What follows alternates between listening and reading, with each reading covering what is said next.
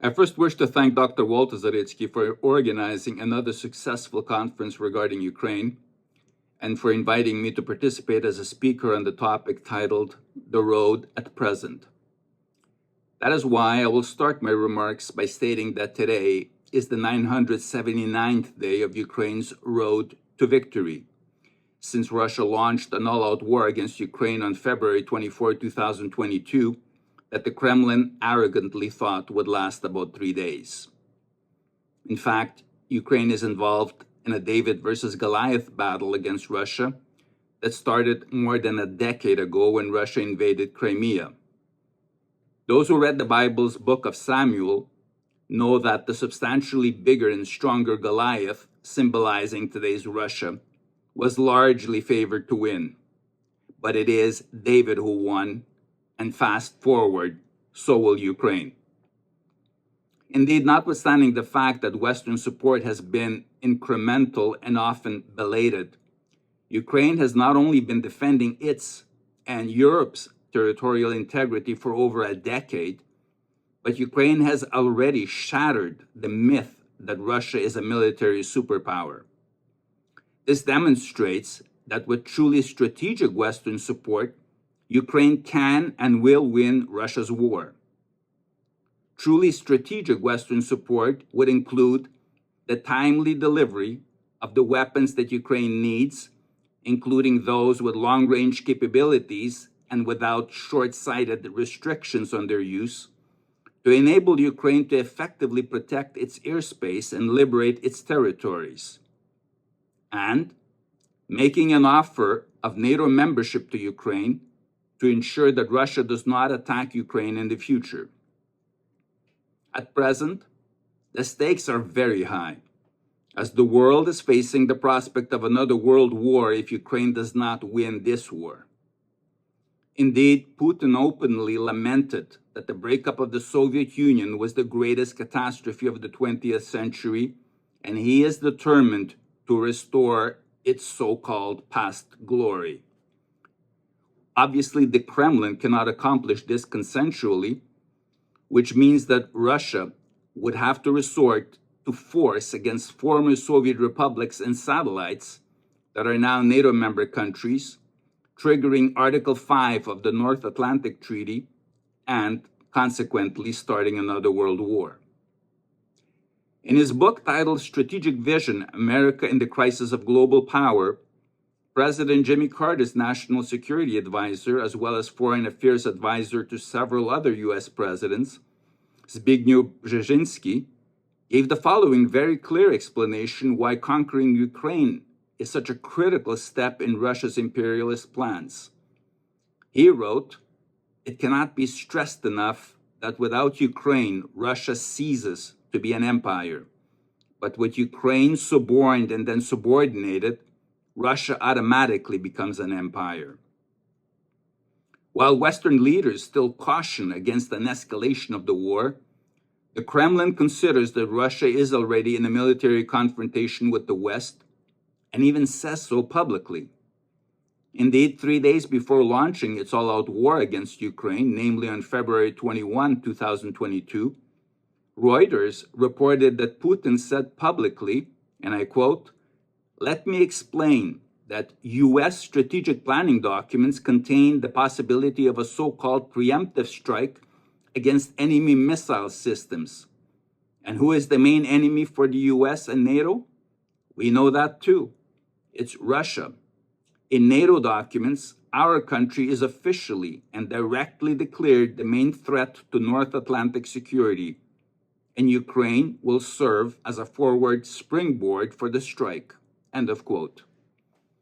A year later, on January 10, 2023, Reuters reported that during an interview with Russian newspaper Argumenty и Fakty, Russia's Security Council Secretary and a powerful ally of Putin, Nikolai Patrushev, said, and I quote, "The events in Ukraine are not a clash between Moscow and Kyiv. This is a military confrontation between Russia and NATO, and above all, the United States and Britain." And on March 27, 2024, the World Russian People's Council chaired by Patriarch Kirill, head of the Russian Orthodox Church, proclaimed an order stating that Russia's military invasion of Ukraine is a holy war. And this war is not only against Kyiv, but also the collective West behind it. And that Russia and its people are fulfilling the mission of the restrainer, who protects the world against the onslaught of globalism and the victory of the West, which has fallen into Satanism. End of quote. This does not leave any room for a compromise. On May 21, 2024, the Moscow Times cited a draft resolution of the Russian government intending to expand unilaterally its territorial waters in the Baltic Sea by shifting borders with Finland and Lithuania. This was another warning of things to come if Ukraine does not stop Russia now. Under those circumstances, appeasing Putin is not a viable option.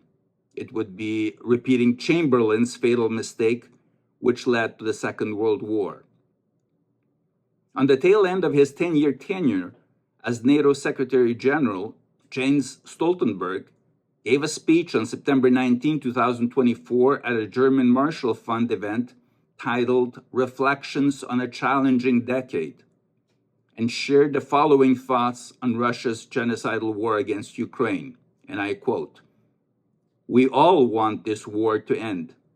The quickest way to end the war is to lose it. But that will not bring peace. It will bring Russian occupation.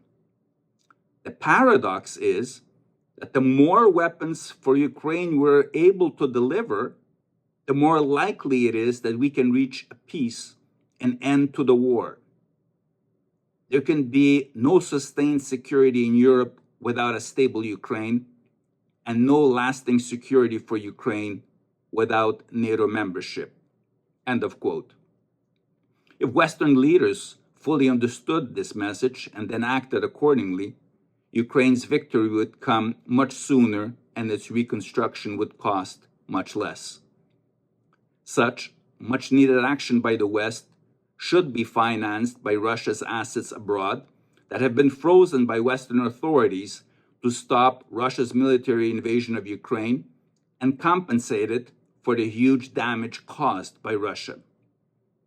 It is estimated that the frozen assets abroad of Russia's central bank alone are worth 260 billion euros, and the 2023 financial return on a portion of those assets in just one central securities depository was about 4.4 billion euros. The proposals that have been envisaged and partially applied so far include taxing the frozen assets, unfreezing the yearly financial returns on the frozen assets, and using the frozen assets as collateral for loans to Ukraine. Essentially, such actions are skewed to avoid unfreezing the frozen assets themselves, and as a result are not maximizing their benefits in a way that would be most productive for Ukraine and global security. There is a much better and fairer way to deal with these assets, and it is based on the interim judgment rendered on March 16, 2022 by the International Court of Justice in The Hague in the case of Ukraine versus Russian Federation.